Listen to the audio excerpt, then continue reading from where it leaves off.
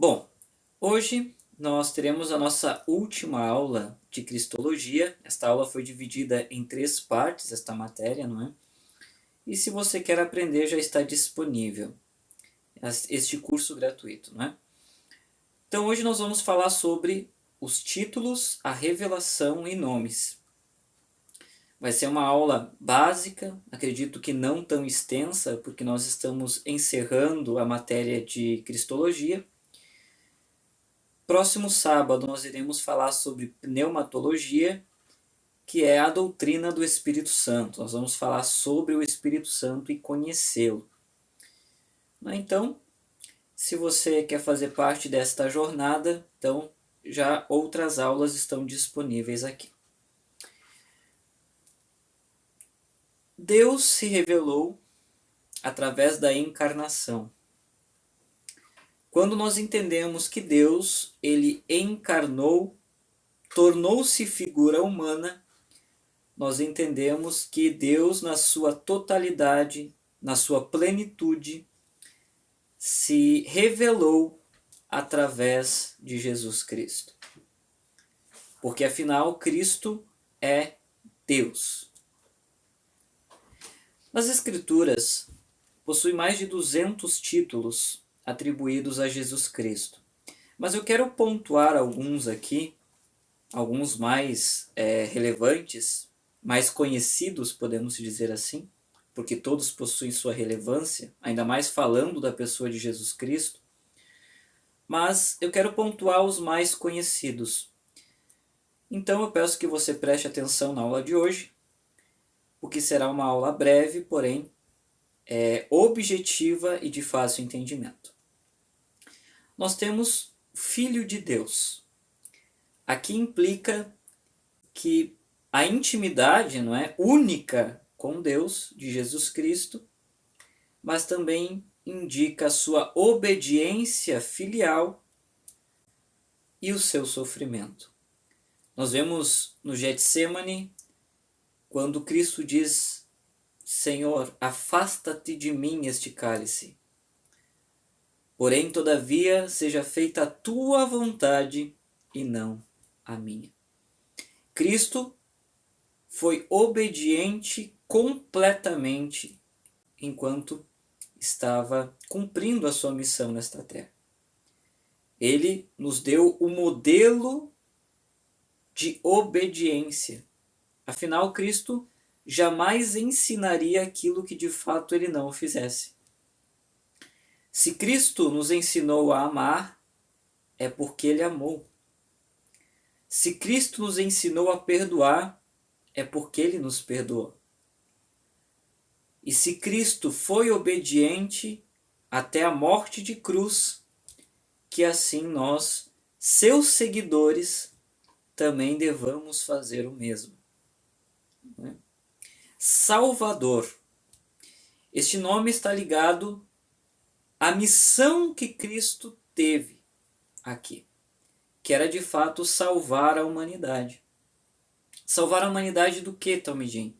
Dos pecados, da perdição eterna. Inclusive, Cristo falou muito mais do inferno do que do próprio céu enquanto esteve aqui. Mas, irmão Talmidim, se de fato Cristo é o Cordeiro de Deus que tira o pecado do mundo, por que as pessoas continuam pecando?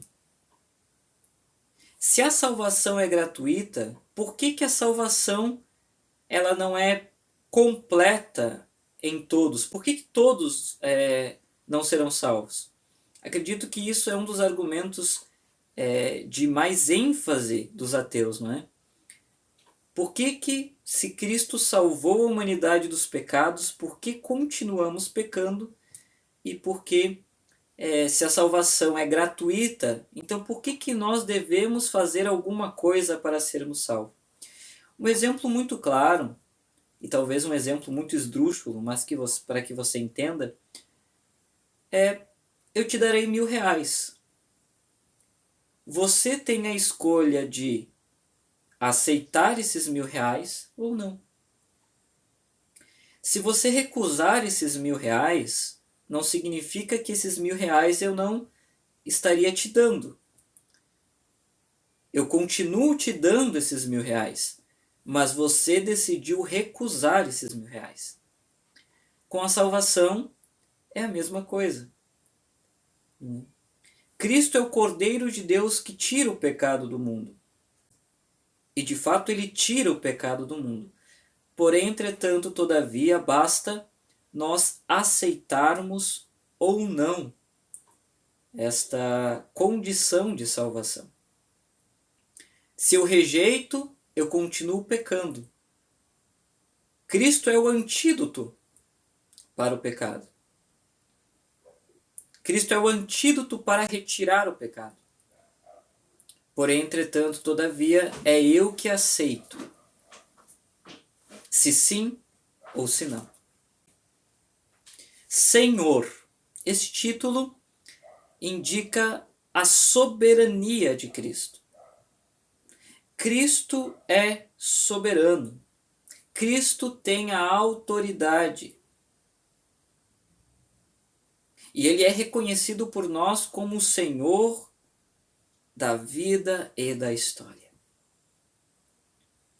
Cristo, Mashiach, o Messias, significa que Deus o ungiu para a missão de salvar a humanidade.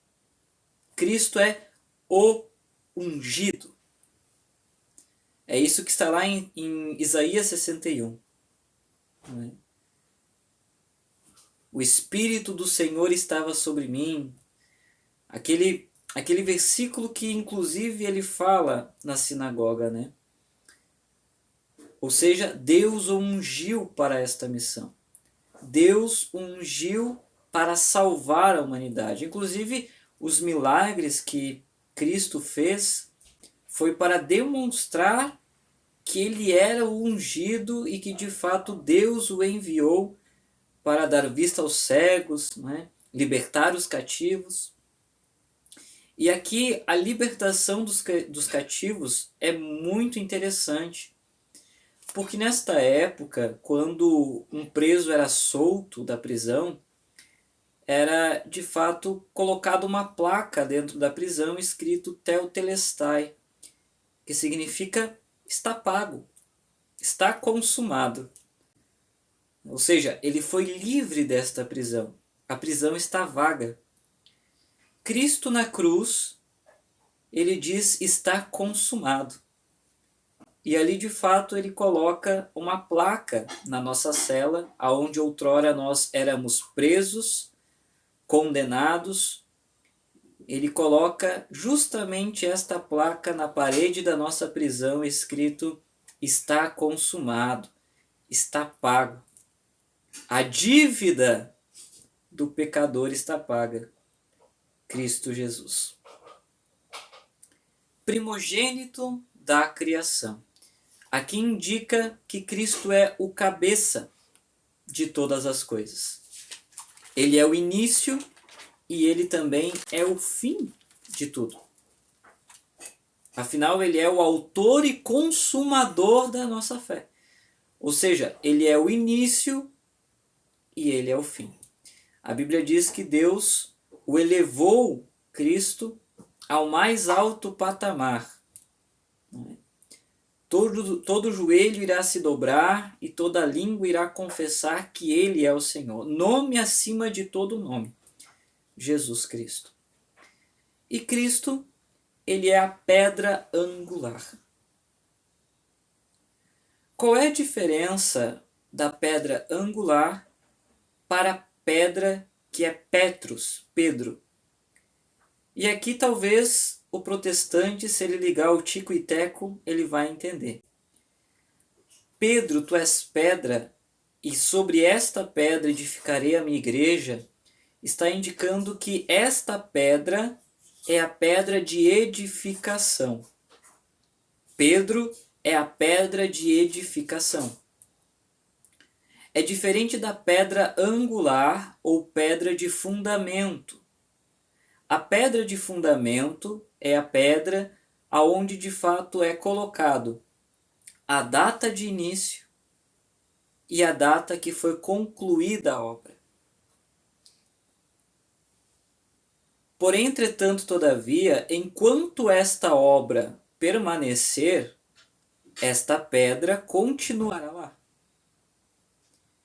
O curioso é que Cristo é a pedra de fundamento. Inclusive nesta pedra, além da data de início da obra e a data de término da obra, está escrito também aqueles que ajudaram a construir esta obra.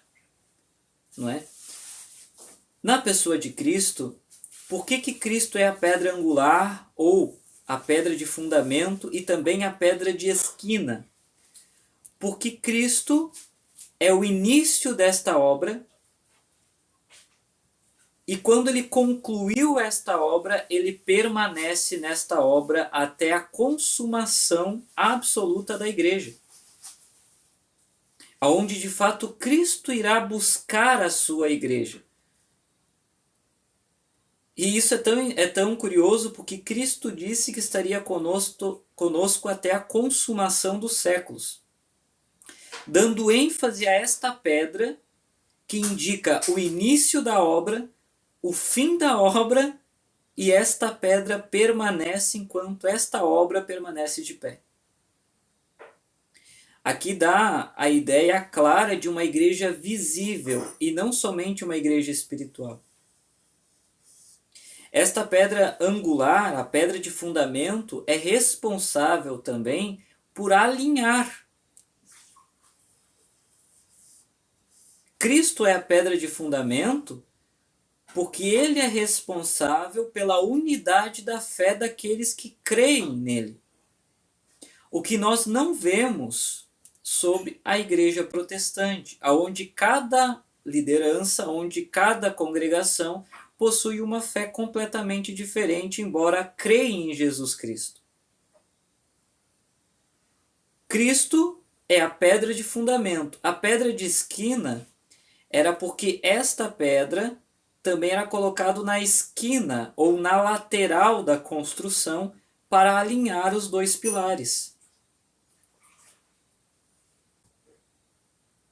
Então, quando nós entendemos que Cristo é a pedra de fundamento e Pedro é a pedra de edificação, nós entendemos absolutamente que há uma só fé, uma só doutrina. E quando nós vemos isso, nós entendemos claramente aonde que está essa igreja. Aonde que está essa obra que teve um início, teve um fim enquanto Cristo estava aqui, mas a obra, de fato, aquilo que ele deixou permanece e ele continua conosco dando sustentação para esta obra, dando sustentação para essa igreja. Só há uma igreja que possui isso, uma igreja visível e não somente espiritual. A pedra de edificação é porque, sob a pessoa de Pedro, um líder visível, nós sabemos aonde é a origem da obra que começou. E que, de fato, na sua plenitude só terá fim quando Cristo retornar e buscar a sua igreja. Pedro é o líder visível e Cristo é a pedra de fundamento, aonde indica o início da obra, o final da obra, e enquanto o prédio, vamos supor assim, num exemplo mais esdrúxulo, enquanto o prédio desta construção estiver de pé, Cristo, esta pedra continua lá, indicando que Cristo sustenta esta igreja até o final dos tempos. Mas, e a revelação de Cristo, não é? Aonde Cristo se revela? Nós temos a Sagrada Escritura, aonde ali demonstra a obra de Cristo, a missão de Cristo e a sua divindade, onde ali são proclamadas a obra, sua missão e a sua divindade. A tradição apostólica, que ela é regida pelo magistério, né? Esse magistério certifica-se de que essa tradição apostólica é legítima, é para isso que serve o magistério da igreja. Por isso, toda acusação protestante sobre mas e quem garante que de fato essa tradição não se perdeu com o tempo? O magistério é responsável por determinar a veracidade da tradição apostólica desde os primeiros séculos até hoje. Aonde então se transmite, através da tradição apostólica, a autêntica ensinamento de Cristo. Ou seja, é responsável por autenticar o ensinamento de Cristo. Sem magistério, não há como ter a veracidade de que todo o ensinamento proferido pela boca dos líderes de fato seja verdade.